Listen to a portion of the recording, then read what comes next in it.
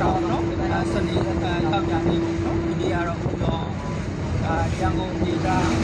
ဘူးဒေသပသိမ်ဒေသနော်ဒီနေရာ3နေရာကိုတော့ဦးတော်လေပတ်သွားမယ်ဆိုပြီးတော့ပတ်လုပ်နေတာပဲနော်အဲ့တော့ဒီ19ရက်6လ2026ရက်မှာတော့ဦးတော်စနေနေ့မှာတကူရန်ကုန်မှာခကြအနားယူတော့နော်မနေ့ကမှာတော့ရန်ကုန်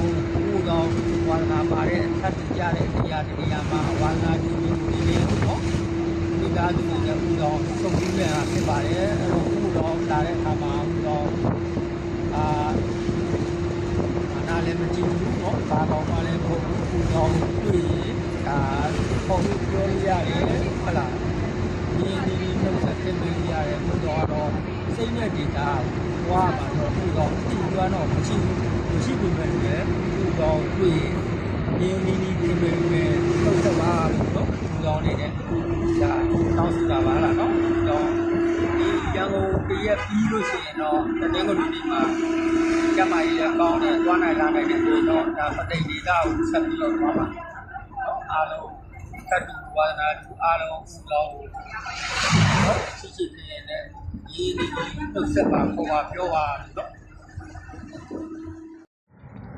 ဒီဆိုတော့20ရက်6လ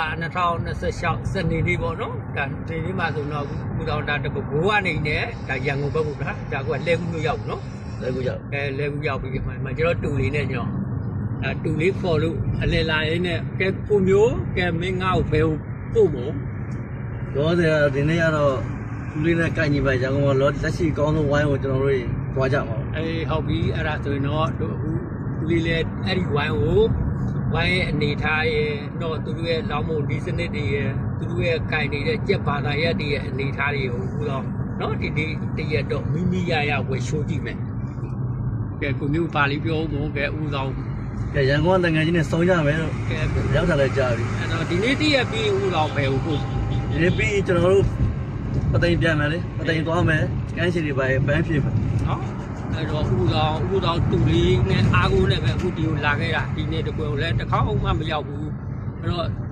သူပို့တဲ့နေရာလေးကိုသွားပြီးတော့သူ့ရဲ့ရွာဖြစ်တဲ့ပသိမ်ကိုအလေလိုက်သွားမယ်ပြီးမှဦးတော်ပြန်မှာအားလုံးနော်သူတို့ကကြိုဆိုပါလို့နော်ဦးတော်ကဒီကအနေနဲ့အမြဲထာဝရအားလုံးကြက်သမားညီကိုတွေကိုလေးစားလျက်ပါမနေ့က20ရက်6လ2026ပါနော်စနေနေ့မှာတော့ဟိုတန်လင်တစ်ဖက်ကန်းဝိုင်းမှာသူနှစ်ယောက်နည်းနည်းပါခိုင်ခဲ့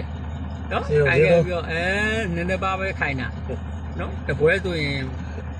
ချစ်ပြန်9ပြန်လောက်လန်သွားတယ်အဲ့တော့နည်းနည်းပါတော့ခိုင်ခဲ့ပြီးတော့ဒီနေ့မနေ့ညလှိုင်သာမှာအိတ်တယ်လှိုင်သာမှာဒူးနှစ်ယောက်အိတ်ပြီးတော့ဒီနေ့မနေ့ပန်းတော်ကစားတော့ပြီးထွက်လာပြီပသိမ်နော်ဒါပသိမ်ရောတော့ထပ်ဆွဲဦးမှာနော်ပသိမ်ထပ်ဆွဲဦးမှာပါလို့လားဦးတော်တို့ဒူးနှစ်ယောက်ပသိမ်ကိုပြန်လာပါပြီပြန်ပါပြီ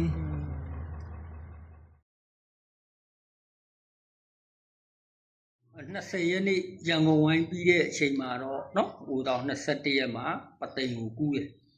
ပသိမ်ကိုကူးတဲ့အခါမှာပသိမ်တွေးကြုံရပြောရမယ်ဆိုတော့ပသိမ်မှာကြက်ဝိုင်းအခုမှအစပြူလာဆိုတော့ကောင်းတယ်လူတော့မရှိသေးဘူးဒါနဲ့လူ50-60လောက်တော့ရှိတယ်ဒါပေမဲ့ဦးတော်အဲ့ပသိမ်ကြက်ဝိုင်းလေးကိုရောက်သွားတဲ့အချိန်မှာတော့ဒီ50-60လုံးကရှိတဲ့ပသိမ်လူပသိမ်သားတွေဟာဦးတော်ဖော်ဖို့ပြူငါနဲ့ရှူရီတိုက်တယ်နော်တော့နောက်ထမင်းကျွေးတယ်ဦးတော်ဘာတစ်ခုမှမစားတယ်လို့ဆိုတော့ဦးတော်ကြိုင်အားတော့နာတယ်စားတော့ကဘာမှမစားရတဲ့ကြောင့်ဦးတော်ဒီတိုင်းပဲနေလိုက်တယ်အဲ့တော့မင်းတို့ပသိမ်လူပသိမ်သားတွေနော်ငါဘလူကျူဆိုတာတော့ငါဘဝမှာတစ်ခါမှမကြုံဘူးနော်ပသိမ်လူပသိမ်သားတွေရဲ့လူမှုဆက်ဆံရေးလူမှုရေးနော်ဖော်ရတဲ့စိတ်ဓာတ်အမတန်ချီးကျူးရောက်တယ်ယောက်ျားမိန်းမမကြံအကုန်လုံးသဘောကောင်းကြတယ်ဦးတော်လိုက်လေနူးထွေးကျူဆိုတာအဲ့အတွက်ကြောင့်မို့လို့เนาะဒီတွေးကြုံလေးကိုကြုံရတဲ့အတွက်ကြောင့်ဦးတော်ပသိမ်သူပသိမ်သားမိသားစုအရာတွေတိုင်းမှာရှိရဲ့ပသိမ်မိသားစုအားလုံးเนาะရတူရတာအားလုံးကျမ်းပါပါချမ်းသာပါအနေကဲပါဘေးရှင်းပါဦးလူနူးထွေးကျူဆိုတဲ့အတွက်ကြောင့်မိသားစုတိုင်းအရာတွေတိုင်းပသိမ်သားတွေမွေးဖွေးတော်မိသားစုဘဝကိုပိုင်ဆိုင်နိုင်ပါသည်ဦးတော်ပြောဆိုရင်เนาะဒါ ကြောက်တောက်ကြလေးကိုတော့ဦးတော်ပြန်ဖို့မလို့နှုတ်ဆက်ပါလေလို့နော်ရွေးထွေးသောပသိမ်ဖြစ်ပါစေဟဲ့လားနော်ရွေးထွေးမှုရရှိကြပါစေ